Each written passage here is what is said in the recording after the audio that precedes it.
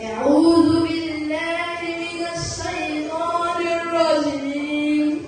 بسم الله الرحمن الرحيم.